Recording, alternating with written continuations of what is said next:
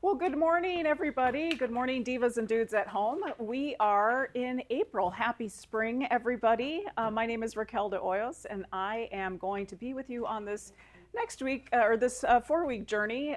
We have some fun stuff ahead. You know me, I always like to shake it up a little bit. This series is called No Carb Left Behind because I feel like carbs get a lot of bad rap, and we actually need them in our diets. So what I thought I would do is a series on all sorts of different types of pastas, but how we can bring balance and nutrition into those recipes. And so today I have a very spring-like recipe. It's a spinach orzo, and we're going to be talking a little bit about the kind of fundamentals of carbs when we get to our nutrition stuff. But let's roll into the recipe. Spinach orzo. Has anybody ever tried anything like this before? No. Okay. So if you guys were with me last time I did classes, we were talking about like pairings and things like that. And wouldn't you know it, one of my favorite chefs, Jamie Oliver, I think I mentioned this last time, was doing a really good series that I happened to stream off of, I think it was Amazon, called Eat Yourself Healthy or something like that. And I saw a recipe that was similar and I was like, that's a really good idea. Why not make a sauce with a vegetable, right? Like that's always an easy way to incorporate some good nutrition. So I took kind of a little riff of that and I'm doing this recipe that's kind of inspired by that. But what I loved about his series was everything that we talked about in our class previously, he did a beautiful job of also doing something similar with talking about, you know, nutrition pairings, different vitamins and minerals that go well together that you need, and his recipes. I mean, mine are nice, but his are fantastic, and he makes everything just look amazing. So if you happen to be looking for a new thing to stream in the next couple of weeks, check his show out. Okay, so we're gonna do this recipe. Some of this stuff I've done in advance just so we can kind of whiz through this recipe a little faster. But one of the things that I did ahead of time was cook the actual orzo, but I wanted to show you what that looked like in case nobody's ever cooked with it. So it might look a little like a rice, but it's actually a pasta. So it's, if you all have gluten sensitivities, you may not want to use this, but if you can eat gluten and you enjoy your pastas, this is a nice one. You may have tried like pilafs and things like that that have great flavor. They're a good side accompaniment to a protein dish, or just can like add things into them like a protein. So they're really good to use. This is just actually the only one that I could find at H-E-B. It says Central Market, but I just got it at a regular H-E-B. And it's about a pound for maybe like under $3. So very inexpensive. You can also find this sometimes, maybe online, because I haven't seen it here, but you can get a whole wheat orzo. So that, again, would also add some additional nutrition. So if you're looking for that, probably online is your best bet. Unless you all know, you all always have good suggestions for like some of these kind of smaller stores, independent stores that have some great ingredients too. But for now, we're gonna use this. It cooks up really well. So basically you cook it just like any other pasta. What I did was I put it in a pan with about 6 cups of water, covered it, brought it up to high heat, and then once it was at a boil, I turned it down. You're going to want to stir it a little bit so it doesn't stick together, but basically once it's done, it takes maybe about 12, this package says 12 to 14 minutes. Mine was about 12 minutes. It's going to get from kind of, I don't know if you guys can see this, I'll show you, kind of these little granule sizes, right? It's going to look like that, dry, but when it cooks up, it's going to look a little bit bigger and plumped up like this, right? So that's what you want. So I already went ahead and cooked that for us today, and also it's nice and chilled. But I will also say that if you guys wanted to have this recipe just like room temp or even serve it warm, you could do that. I think this works beautifully either way, but I made it chilled originally, so that's how we're going to enjoy it today. So we have our already cooked pasta, and so then basically all we have to do is make our sauce. I'm going to just toss this because it's in my way. Okay, so for our sauce, like I said, our base is a vegetable, and we're going to use spinach. So it's basically one whole package, but I just went through and kind of gave it another clean. It's a 9-ounce package of spinach, and then the other ingredients that we're going to use are beautiful fresh basil, because why not, right? You know me, I love my fresh herbs.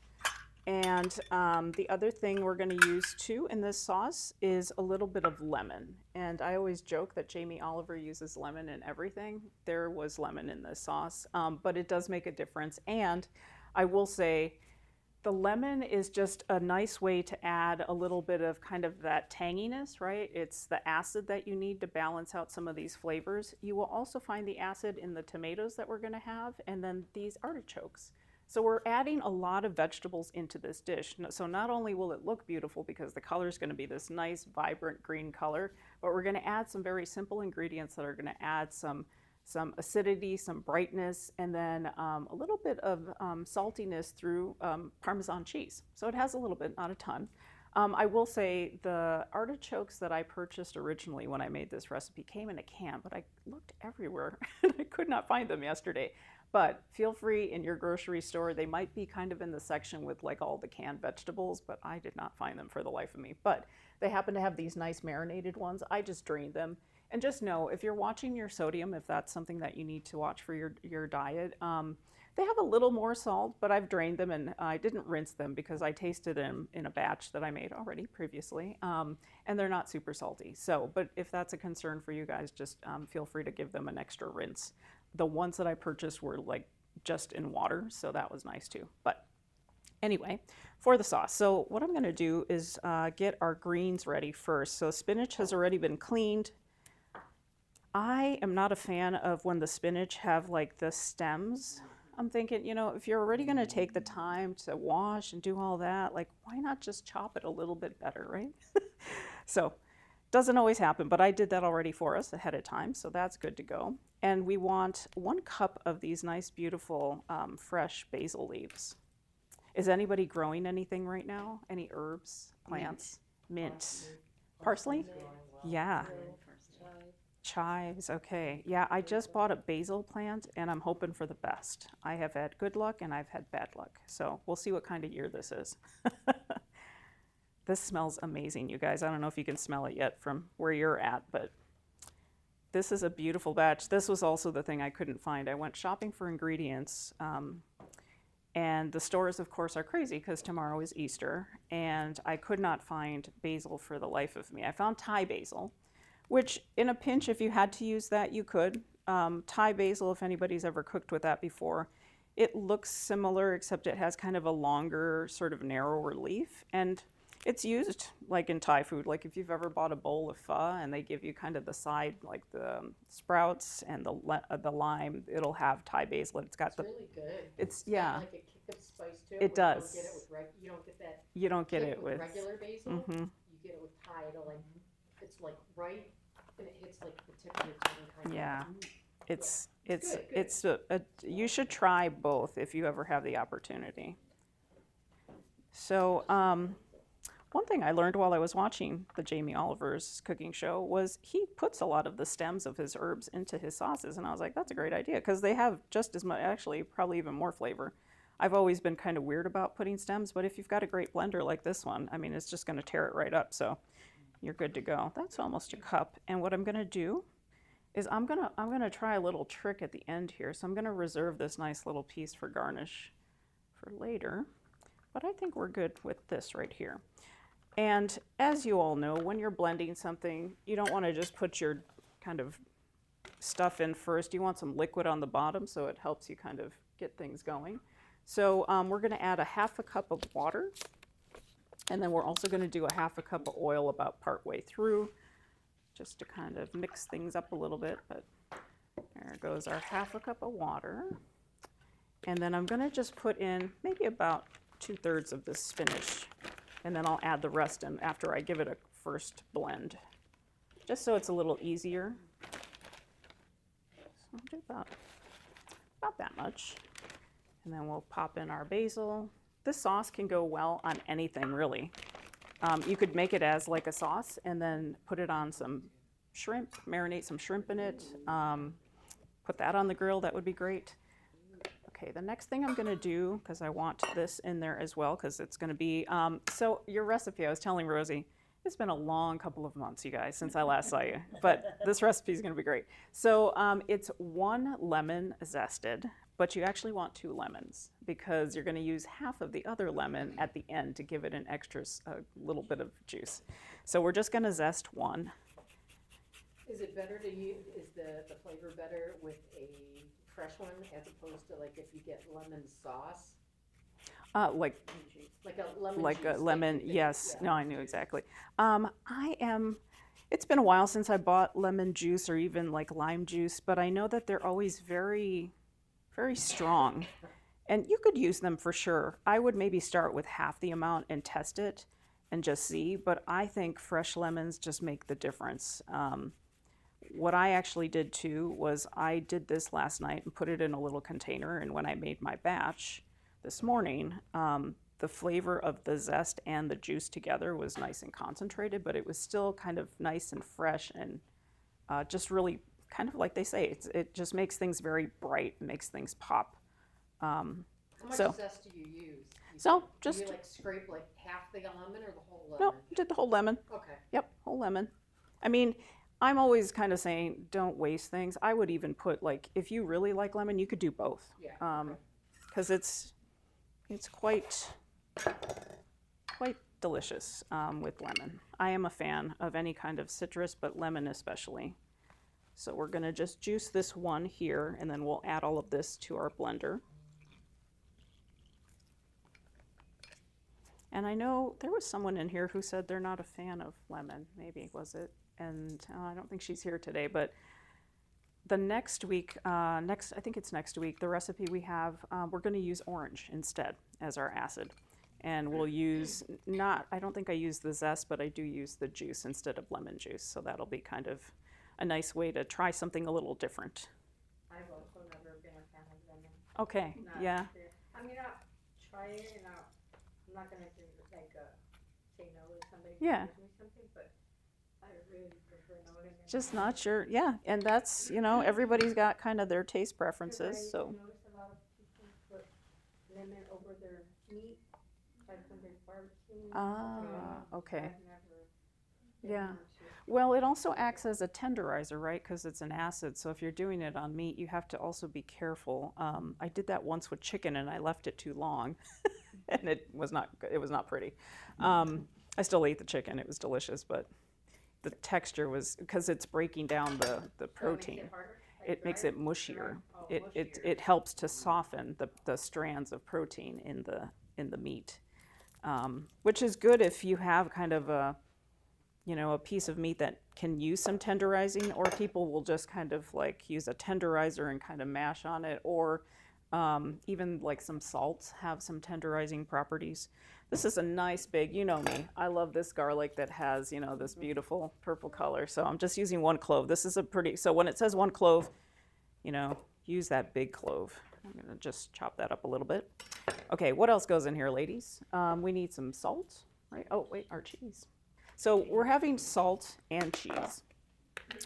And I will in full transparency, as they say, I did half a teaspoon of salt, and I wanted to just make sure that it had enough flavor.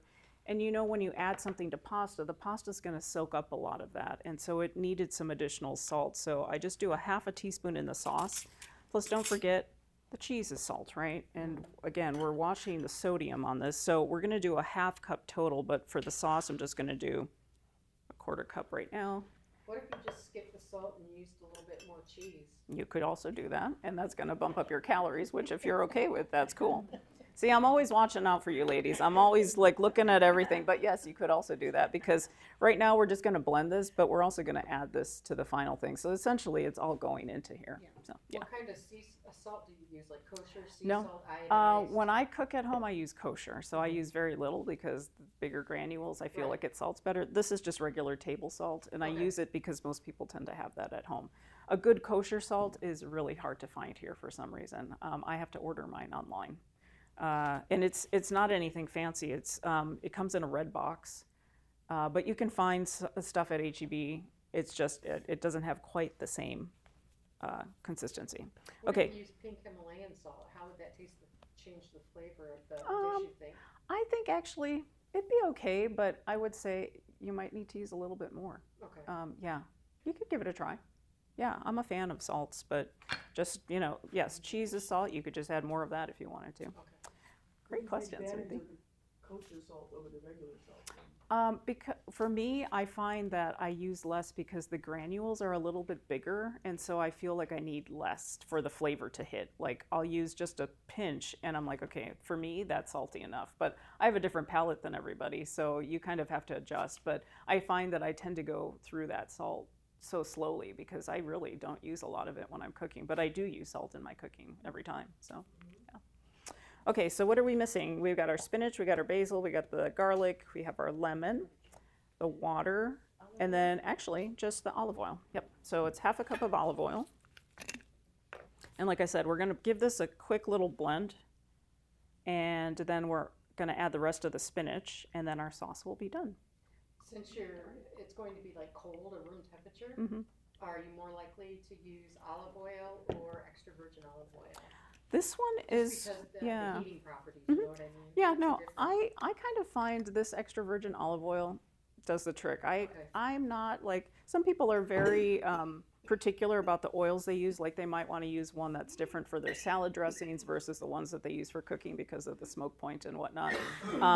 I tend to keep it pretty simple, but there is, if you all are fans of like experimenting with ingredients, I encourage everybody to do that. Like try them in different recipes, try them with different, like how you tend to cook with them. But I tend to go for an all-purpose kind of olive oil. And like I said, my palate's pretty, I've tried a bunch of different things and then I kind of gravitate towards what tastes good to me. But yeah, great questions this morning. I love it. Okay, so I'm gonna add this in here on the top. That's a half a cup of olive oil. And then if you all will pardon me for a moment, we're gonna give this a whirl just so that it blends, and then we'll add the last of our spinach.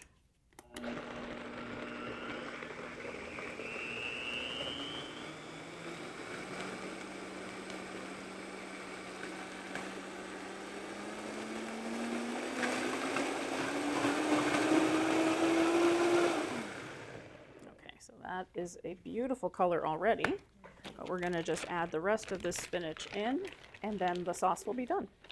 So very easy. If you wanted to add protein to this, what would be a good choice? Um, Like a plant or legume or a bean kind of thing, not meat. maybe like a white bean. Okay. Yeah, or a chickpea, although I feel like chickpeas are a little heavier, but a white bean, a smaller, like a navy bean.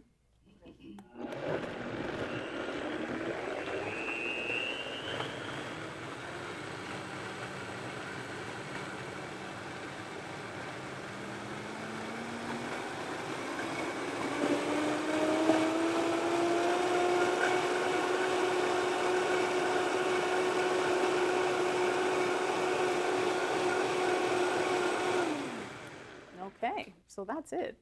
And what you get is this beautiful green sauce. So you'll see in a minute when I add it to our orzo that's already cooked, it has this beautiful color.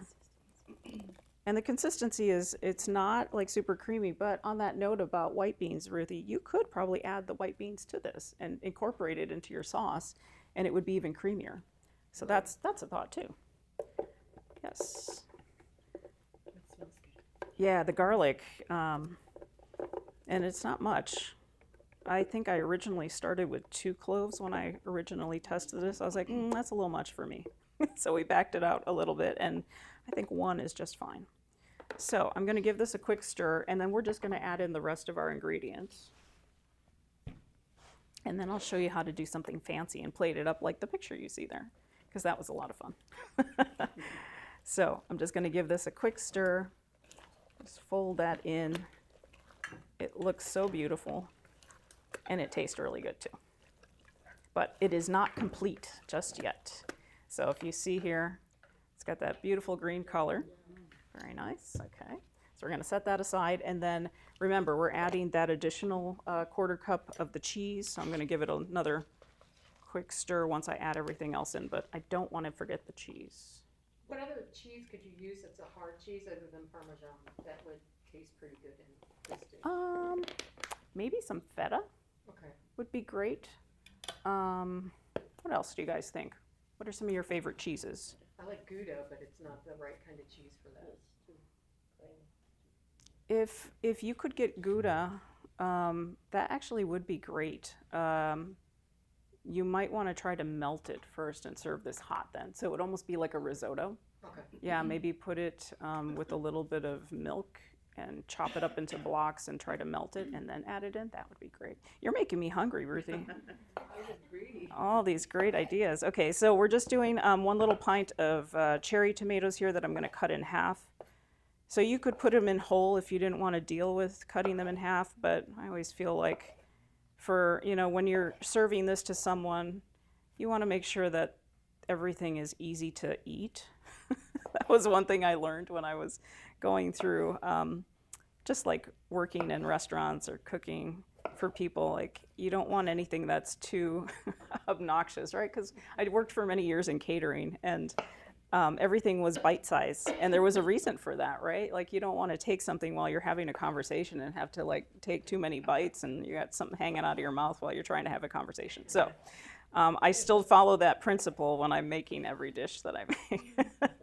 Now, why would you pick cherry tomatoes over like grape tomatoes? What made you pick that small tomato? That is also a great question. So you all know my disdain for grocery tomatoes. They never really have a lot of flavor, and they really don't look like tomatoes because they're not quite ripe, which is okay. They're sometimes intended, you buy them and then you have to ripen them on your counter or whatever. Never put them in the fridge, right? But I chose these because they looked the ripest, and I'm hoping for the best. I am hoping for the best. I was surprised at the price too, because they were also under $3, and I was like, oh, for that brand? Okay. I thought, actually, I opened one to make sure, because I thought maybe they're too ripe and that's why they were selling, but no, they're pretty firm. So I'm gonna put those in there as well, but I'm gonna reserve a couple just for our final dish here too. Do you not refrigerate any tomato? I usually don't, no. Some people do, and they're not, they don't really have any preference, so I say, to each their own.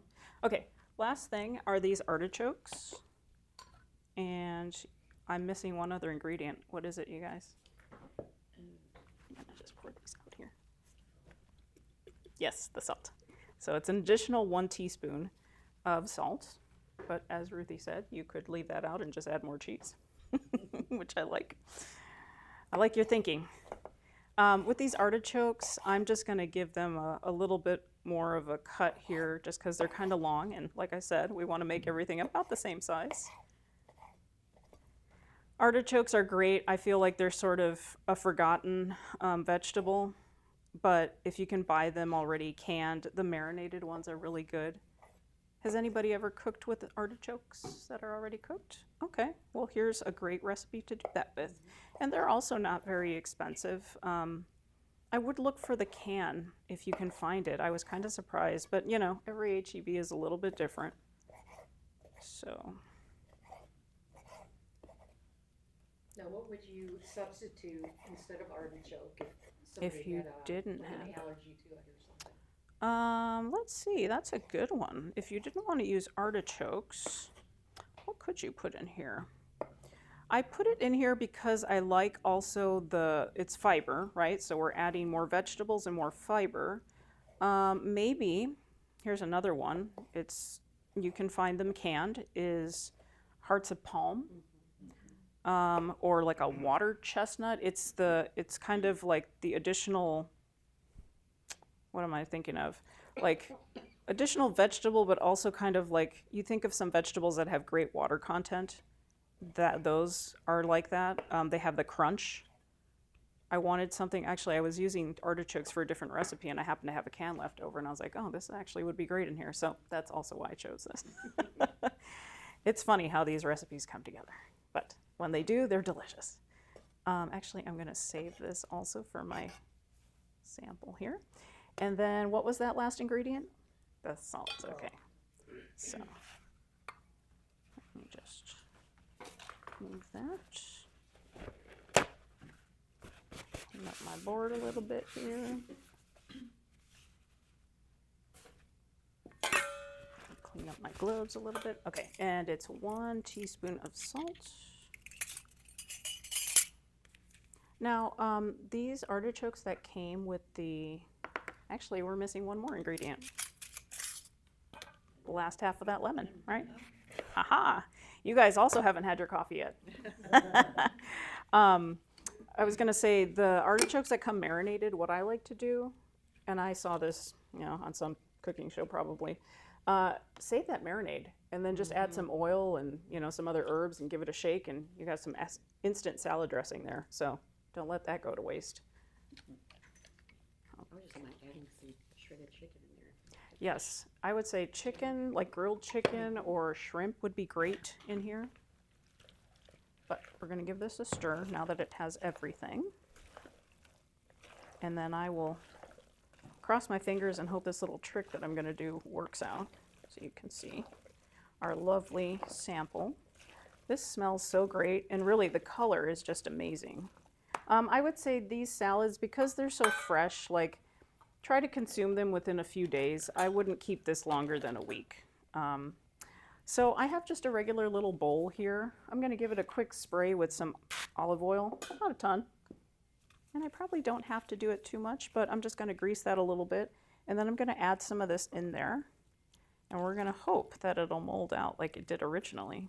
It should. And just kind of pack it in there.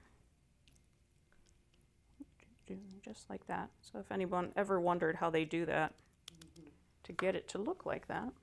So I'm going to set this aside. And I've got my little bowl here. And actually, let's see if this works. Let's see if it works. Oh, is it going to work? Oh, kind of. A little lopsided, but it did kind of work. We'll put some tomatoes there, a little bit of this here. Not quite like the picture. I had a little more time to do that. We'll put our basil there, and even if you wanted to, you could do some more cheese on top, just like so. So here's the quick version of that picture you see there, but that's essentially your beautiful spinach orzo. So I'm going to have my lovely assistant, Rosie, who shall remain off camera if she wishes, to dish out what we have. And if you'd like, Rosie, you can dish up the ones that I have in there. And then if you all would like to take some home, I have some to-go containers too. So while that is happening, I have a little something for lunch today. While that is happening, let's talk a little bit about nutrition, shall we?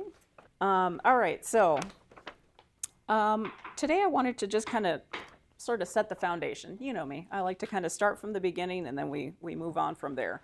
But what I thought I would do is just kind of talk a little bit about carbs, just to kind of set the foundation, because like I mentioned earlier, so carbs always get a bad rap.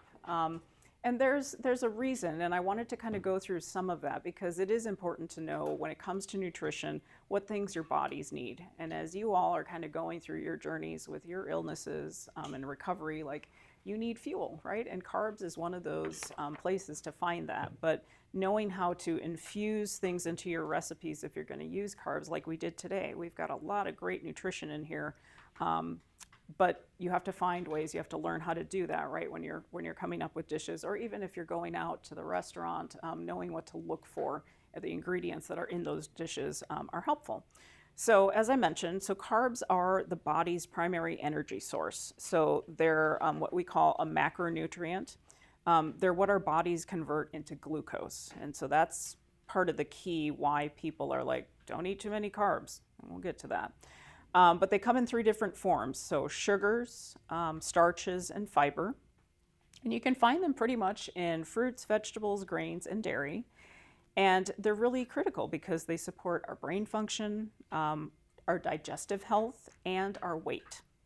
So if you take a look over to the right, I'll talk a little bit, we'll break down the types of forms. So sugars, or simple carbs as they're also known as, think of things like white sugar, sugar that's in fruit, so natural sugars, also called fructose. If you think about dairy products like milk, yogurts, lactose is the sugar there. These are simple carbs because they digest easily, right, in our systems. Starches are also known as complex carbs, and those are things like grains. So if you think of whole grains, I mentioned whole wheat, orzo if you can find it. Things like beans, peas, more of your starchier vegetables. These are great because they digest a little more slowly, so that will come in handy when we're thinking about finding foods that kind of help fill us up and fill us up for longer periods of time, so we're not overeating. And then fiber is another type of carb, and you think about, they're also considered a complex carb, but again, whole grains, fruits and vegetables, lots of great fiber, legumes, so things like lentils, right? And those are good for gut health. Like we need all of that stuff to kind of keep things flowing, to keep the gut healthy. So again, that's why it helps with digestive health and also why it helps with weight. So how much should we be having, right? It kind of depends. Everybody is different, your activity level is different, sort of your energy level needs are going to be different, but this on the left here is representative of someone who maybe is moderate lifestyle, 2,000 calorie diet a day. So 45%, it says somewhere between 45 to 65% of your daily calories should come from carbs. So what does that look like? And actually next week we're going to break this down even further. But for today, so 45% equals about 225 grams, 65% a little on the higher side, 325 grams. So maybe you're like super active, you're getting physical activity much more regularly, or maybe you have a condition where your metabolism is working overtime and you're just burning through things faster. Like this is kind of the average, but again, think about your body, your activity level, everything that encompasses who you are, and adjust. So why do carbs matter? So when you choose whole, minimally processed carbs, that's what's recommended for our long-term health. Anything refined carbs, so if we think about things like white breads, pastas, the sugary breakfast cereals, white rice and pastas, anything processed like crackers, pretzels, all those delicious snack bars that you see, like aisles of them at the grocery store. Those are the ones, if you consume a lot of those regularly, they can increase your risk of things like diabetes, heart disease, high cholesterol, and weight gain. And so this, I think, is the narrative that has made people stay away from carbs or not really fully understand why they're so important and just completely have this kind of black and white, yes or no, we need them in our lives attitude. And I think that's the harmful thing, right? So we want to kind of break that down a little bit. So when we say, oh, don't eat too many carbs because you're going to get heart disease, well, why is that, right? So on the bottom here, I wanted to kind of break it down a little bit, and we'll go over the next couple of weeks, we'll go into some more of this a little bit further, but I wanted to just kind of set the foundation today. So carbohydrates don't cause disease.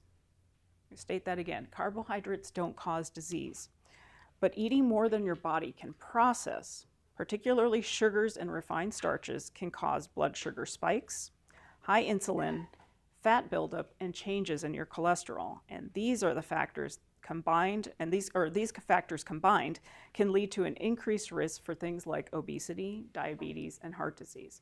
So it's sort of all of those kind of multiple things that will trigger your body to have these changes and transformations that can cause some of these diet-related diseases. So when it comes to carbs, if you consume too many, in particular, like we were saying, refined carbs, it will cause your blood sugar to spike.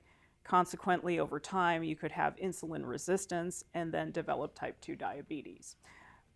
If you have high insulin resistance, that can lead to high triglycerides and low HDL, and that could lead to high cholesterol. If you have excess carbs, particularly those refined carbs, it can be stored as fat and lead to obesity if your body's not able to kind of process that, right? If you have high blood sugar plus high insulin and then those high triglycerides, that just leads to sort of this tornado of just inflammation in your body, right? Like all these things that your body just can't process, and that could lead to major heart disease risk. So this is sort of the roadmap that I like to break down and show, because again, we really need these things in our diet, but choosing and being selective about which ones we include and how we balance them in our diet based on our particular bodies and what our energy needs are is the key. And that sometimes takes shape differently depending on what stage in your life you are as well, right? Maybe when you're younger, you're burning, your metabolism's working peak performance, you get regular exercise, and you need more of this. As we get a little bit older, maybe with illness, things change in our bodies, and we have to give ourselves that opportunity to listen to our bodies and have it tell us also, like, what are we needing, right? So having this kind of basic nutrition is great, breaking it down a little bit. We're going to continue to do more of that in the coming weeks, but I hope that this is kind of just a good little, like, planting the seed for getting you all to just consider, looking at carbs in a different way. That's my hope for this class. So that's really all I have for today, but I wanted to ask you all, you're very quiet, so I'm hoping that that's a good sign. It's very good.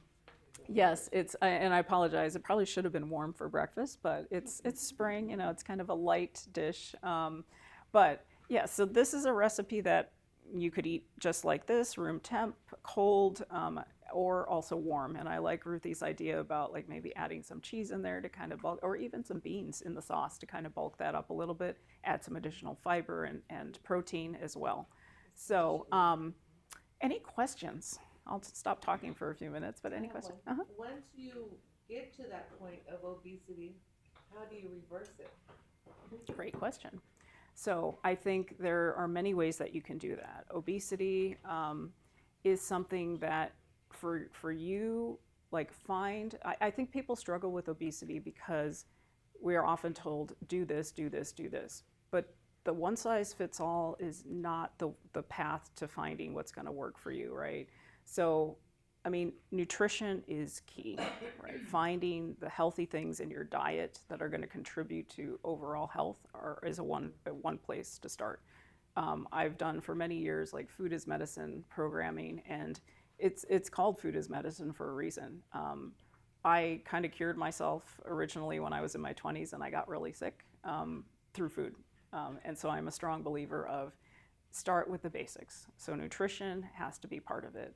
But movement, any kind of movement is wonderful. And I know like in different phases of my life, or as I've been working with other people, like sometimes your body just doesn't allow for it. And if you have obesity, the chances maybe you have some other issues as well that make it difficult for you to start going to the gym or, getting into some kind of regular routine that might be a little high intensity. Start simple.